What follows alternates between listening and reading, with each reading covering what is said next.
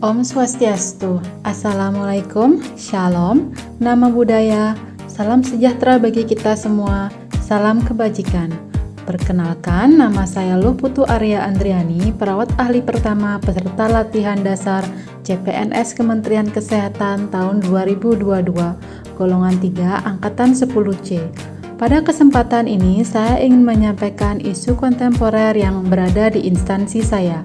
Saya saat ini bekerja di ruang isolasi Nusa Indah, Rumah Sakit Umum Pusat Prof. Ngurah.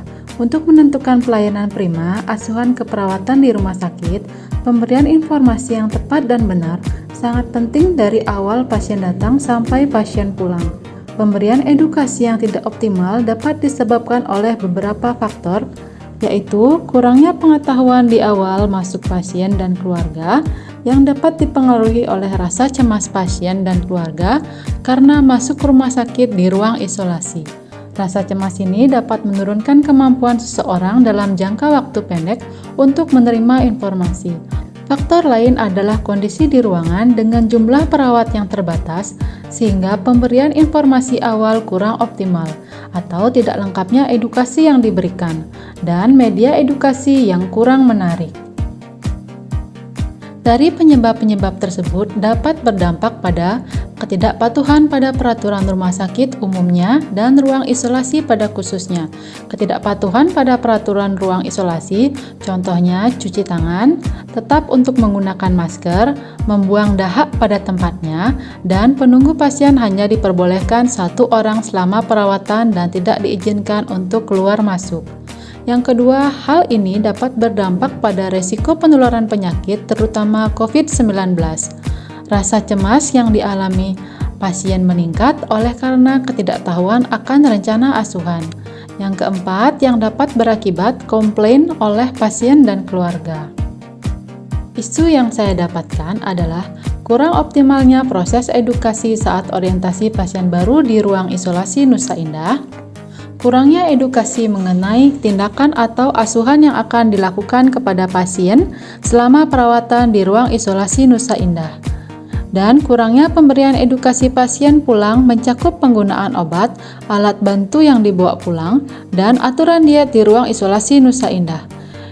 Teknik analisa pemilihan isu yang saya gunakan adalah metode APKL dan USG.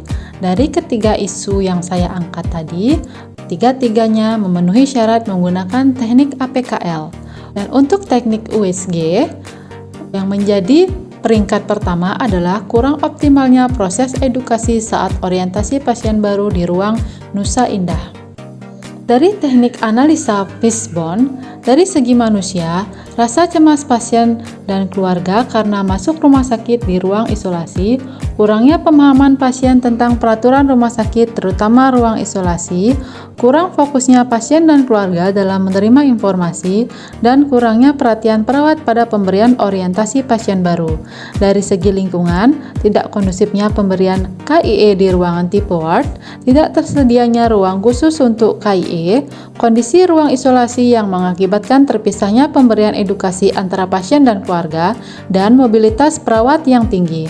Dari segi material, keterbatasan instrumen orientasi pasien baru yang tersedia, media hanya dapat dilihat sekali saat PPA memberikan edukasi, media yang tidak menarik, tidak adanya instrumen edukasi khusus untuk ruang isolasi.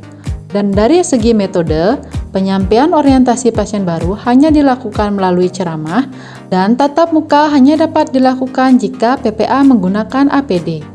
Untuk dampaknya terjadi ketidakpatuhan pasien dan keluarga mengenai peraturan rumah sakit mengenai prosedur dalam isolasi pasien, ketidakpedulian keluarga pasien untuk tetap melakukan kunjungan di ruang isolasi, meningkatkan risiko penyebaran COVID-19, rasa cemas dan takut pada pasien dan keluarga meningkat, keluarga yang sering komplain karena tidak mengetahui rencana asuhan perawatan pasien. Untuk rekomendasi, di sini saya menggunakan video orientasi berbasis digital safe, yaitu simpatik, aman, efektif, dan edukatif. Yang kedua, pembuatan dan penempatan QR Code di kamar pasien dan tempat edukasi keluarga. Yang ketiga, pemberian sosialisasi kepada perawat mengenai pentingnya pemberian edukasi pada pasien baru mengenai tata tertib rumah sakit terutama pada ruang isolasi.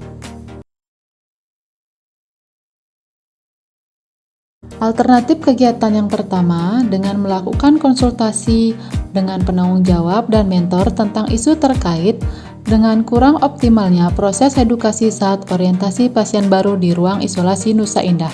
Dengan tahapan kegiatan, menyiapkan isu dan rancangan untuk mengoptimalisasi orientasi pasien baru untuk meningkatkan mutu pelayanan.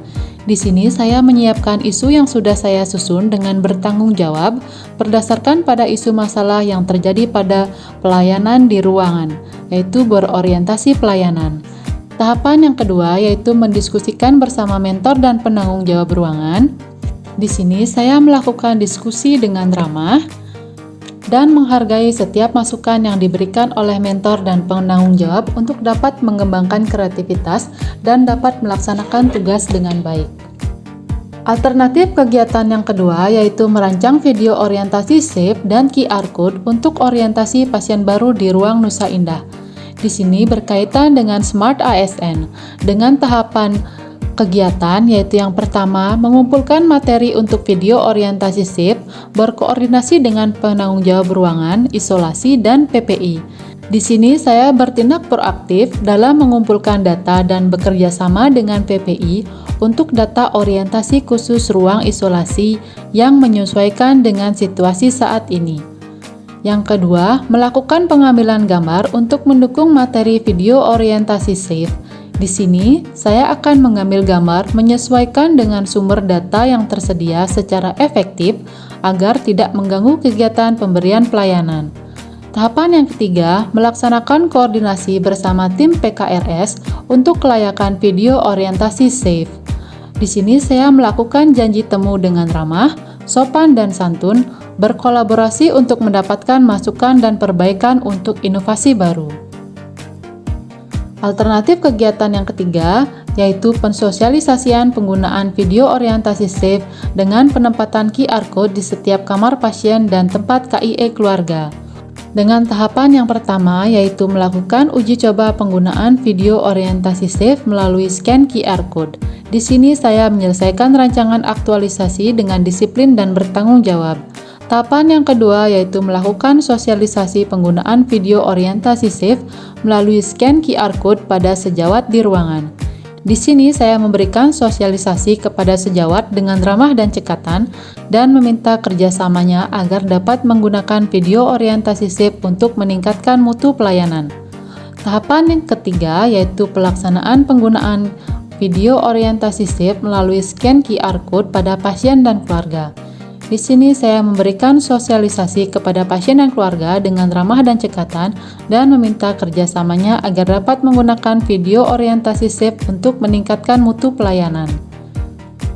Alternatif kegiatan yang keempat yaitu melakukan evaluasi penggunaan video orientasi SAFE melalui scan QR Code. Dengan 3 tahap kegiatan, yang pertama, melakukan pendokumentasian kegiatan penggunaan video orientasi SAFE. Di sini saya melakukan dokumentasi secara jujur dan cermat melalui checklist materi pasien baru. Yang kedua, melakukan evaluasi kontrol kepatuhan pasien dan keluarga pada tata tertib ruang isolasi. Saya melakukan survei kepada pasien, keluarga, dan sejawat perawat dengan hasil yang dapat digunakan sebagai pengembangan inovasi dalam pemberian pelayanan. Tahap yang ketiga yaitu melaporkan hasil evaluasi kepada penanggung jawab ruangan dan mentor. Di sini saya melaporkan hasil survei dengan jujur, cermat, dan bertanggung jawab. Sekian dan terima kasih dari saya. Om Santi Santi Santi Om.